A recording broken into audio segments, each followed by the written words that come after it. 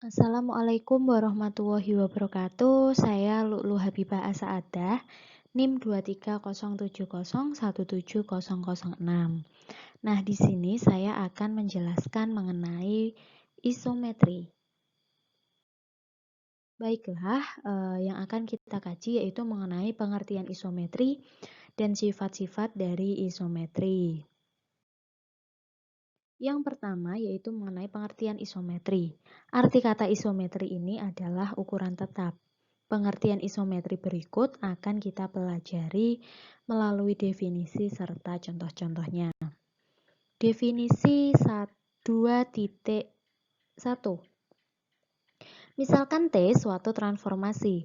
Transformasi T ini disebut isometri jika dan hanya jika untuk setiap pasangan titik P dan Q anggota dari bidang Euclides V berlaku bahwa ruas garis P aksen Q aksen ini sama dengan ruas garis PQ, di mana P aksennya nanti ini sama dengan transformasi dari P dan Q aksennya ini adalah transformasi dari Q. Untuk lebih jelasnya kita masuk ke contoh soal. Contoh 2.1. Misalkan diketahui garis G pada bidang V, kita pandang transformasi T yang ditetapkan sebagai berikut. Yang pertama, jika P anggota dari G, elemen dari G, maka transformasi P sama dengan P. Kemudian yang kedua, jika P bukan elemen dari G, maka transformasi dari P sama dengan P aksen. Sehingga G sumbu dari ruas garis PP aksen. Apakah transformasi T ini suatu isometri atau bukan? Kita langsung ke penyelesaiannya. Kita misalkan TP adalah sama dengan P aksen dan TQ-nya itu transformasi dari Q-nya itu adalah Q aksen. Dari permisalan ini maka kita peroleh yang pertama G sumbu dari ruas garis PP aksen. Apabila kita misalkan G ini beririsan dengan ruas garis PP aksen yang menghasilkan N, maka ruas garis PN itu sama dengan ruas garis NP aksen.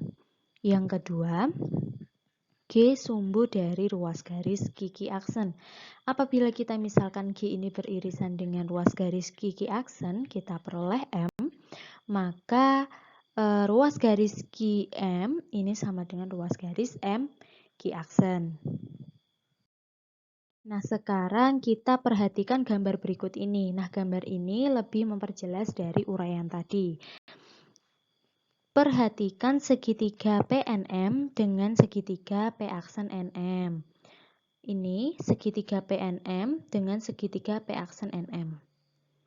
Karena PN ini sama dengan P aksen NP aksen, kemudian untuk sudut PNM itu kongruen dengan sudut P aksen NM, yaitu sudut siku-siku, dan NM sama dengan NM itu sendiri.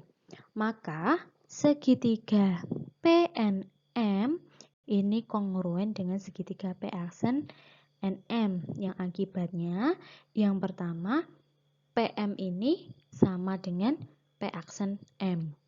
Kemudian untuk sudut PNM ini kongruen dengan sudut P aksen NM. Nah, yang selanjutnya kita pandang segitiga PQM dengan segitiga P aksen QM.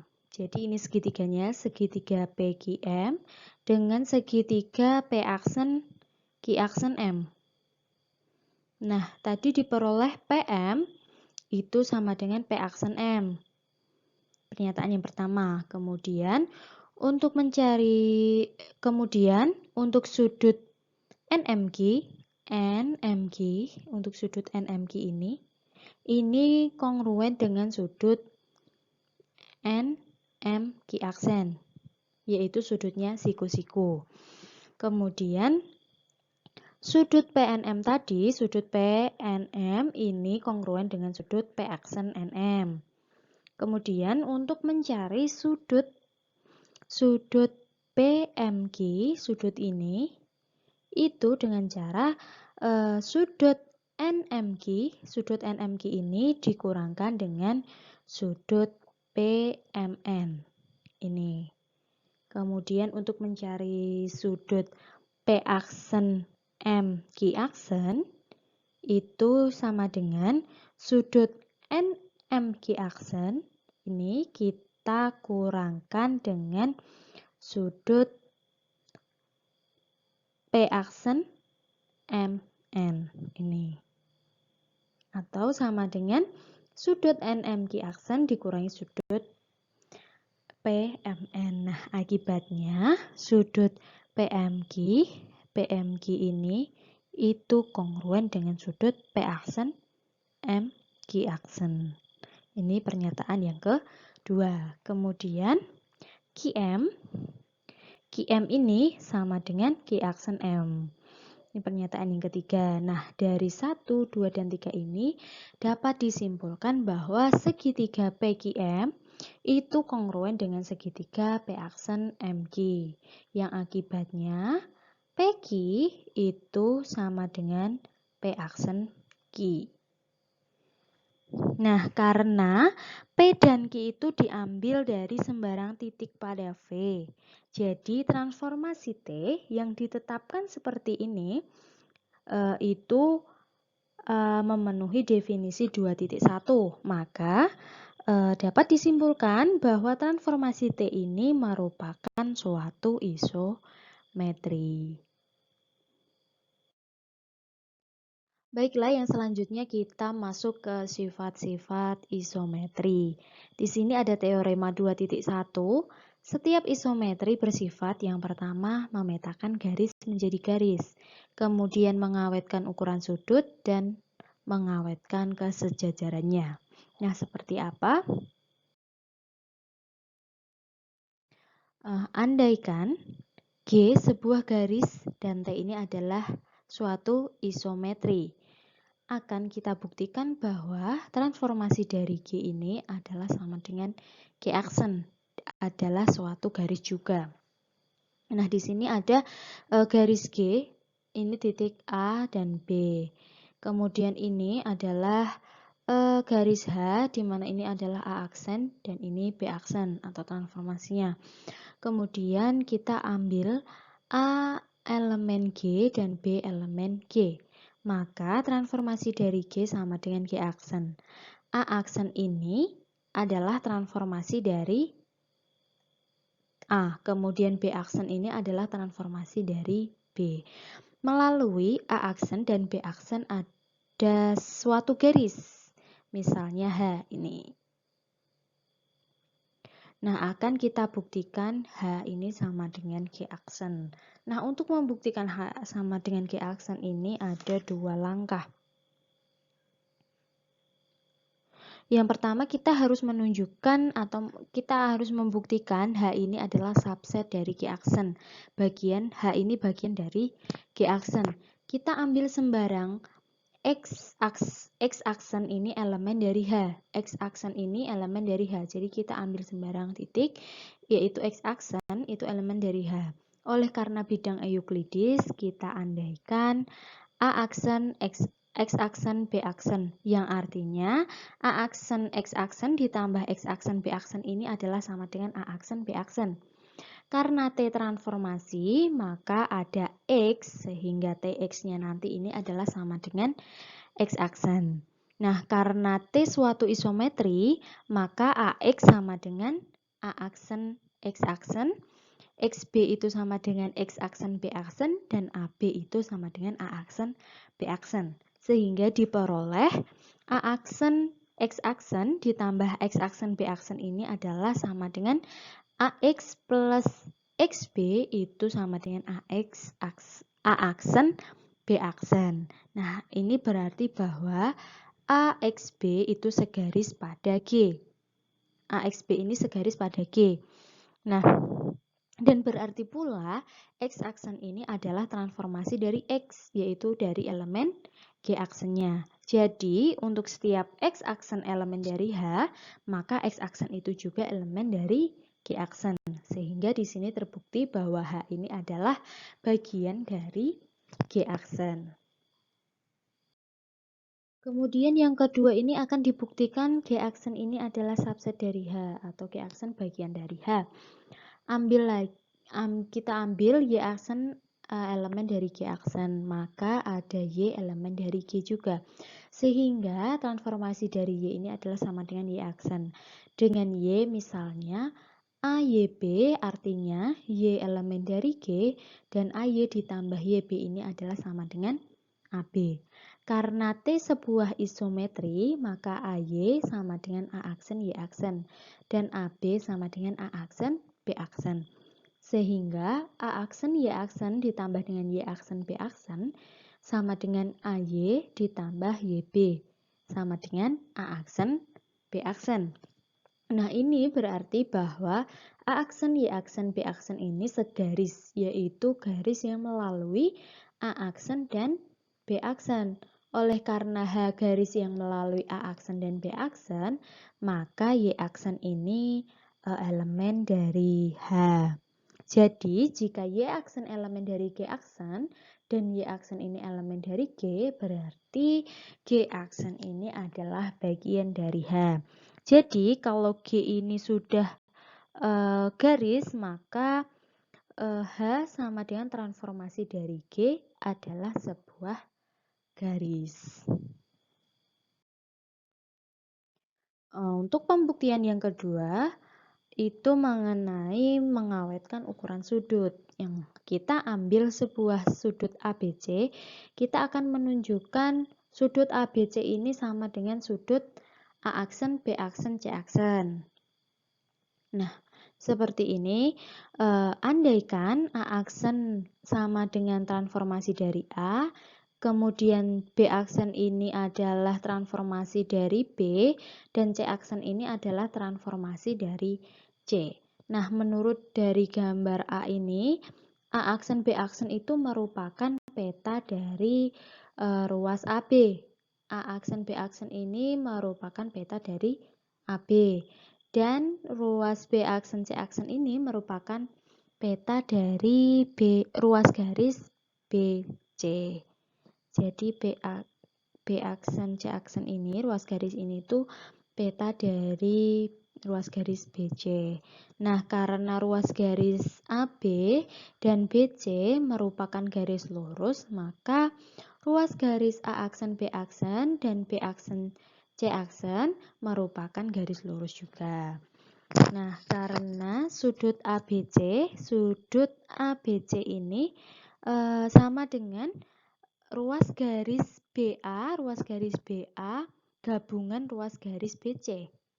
Maka sudut untuk sudut A aksen, B aksen, C aksen ini sama dengan ruas garis B aksen, A aksen gabungan dari ruas garis B aksen, C aksen.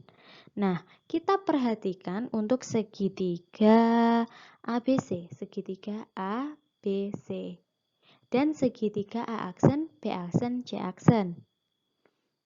A aksen, B aksen, B aksen sama dengan AB. B aksen, C aksen sama dengan BC. Kemudian C aksen, A aksen sama dengan CA. Nah, menurut teorema kekongruenan, jika dua buah segitiga yang memiliki sifat SS, maka kedua segitiga tersebut itu kongruen, yang memiliki sifat sisi sama kedua segitiga tersebut itu adalah kongruen. Sehingga segitiga ABC ini kongruen dengan segitiga A aksen, B aksen, C aksen. Jadi untuk sudut ABC ini sama dengan sudut A aksen, B aksen, C aksen. Jadi terbukti bahwa ini mengawetkan ukuran dari sudut. Yang selanjutnya, yang ketiga, yaitu mengawetkan kesejajaran. Nah, di sini garis A sejajar dengan garis B. Nah, kita harus memperlihatkan bahwa nanti A aksen ini harus sejajar juga dengan B aksen. Kita andaikan A aksen memotong B aksen di sebuah titik P. Di sebuah titik P aksen. Jadi gambarnya seperti ini. A aksen memotong B aksen, kemudian di titik P aksen. Nah, jadi P aksen ini adalah elemen dari A aksen, kemudian P aksen juga elemen dari B aksen. Ini berarti bahwa A memotong B di P. Jadi ini itu kontradiksi dengan yang diketahui bahwa A itu sejajar dengan B. Maka untuk pengandaian A aksen memotong B aksen ini salah. Jadi haruslah A aksen ini sejajar dengan B aksen. Yang selanjutnya ada teorema 2.2. Apabila garis G dan H saling tegak lurus dan T suatu isometri, maka transformasi G dan transformasi H juga saling tegak lurus. Buktinya, karena sudut yang dibentuk oleh G dan H adalah siku-siku dan T suatu isometri, berdasarkan teorema 2.1 tadi yang di bagian B itu mengakibatkan bahwa sudut itu dibentuk oleh transformasi G dan transformasi H itu juga siku-siku. Dengan kata lain, transformasi G dan transformasi H itu saling tegak lurus. Kemudian di sini ada teorema 2.3. Komposisi dua buah isometri adalah sebuah isometri. Nah, buktinya kita ambil dua buah isometri, misal kita namakan T1 dan T2. Terjadilah komposisi dari T1 dan T2 ini, yaitu yang pertama T1 komposisi dari T2, kemudian T2 komposisi T1. Akan ditunjukkan salah satu saja, yaitu yang A, T1 komposisi T2 adalah isometri. Kita ambil titik sebarang A, B elemen dari V. Misalkan T2A itu sama dengan A1, kemudian T2B itu sama dengan B1, kemudian T1A1 ini adalah A aksen, dan T1B1 ini adalah B aksen. Nah, berdasarkan permisalan tersebut, dapat kita cari T1 komposisi dari T2A ini sama dengan T1 T2A ini kita cari dulu, kemudian baru kita cari T1-nya sama dengan T1A1 sama dengan A aksen. Kemudian T1 komposisi T2B sama dengan T1 T2B, ini kita cari dulu, baru kita cari T1-nya sama dengan T1 B1 sama dengan B aksen. Nah, karena T2 ini adalah isometri, maka A1 B1 ini adalah sama dengan AB. Dan karena T2 isometri, maka B aksen, A aksen ini adalah sama dengan A1, B1. Karena A aksen, B aksen sama dengan A1, B1, dan A aksen B1 sama dengan AB, maka A aksen, B aksen sama dengan AB. Jadi untuk T1 komposisi dengan T2 ini merupakan suatu isometri.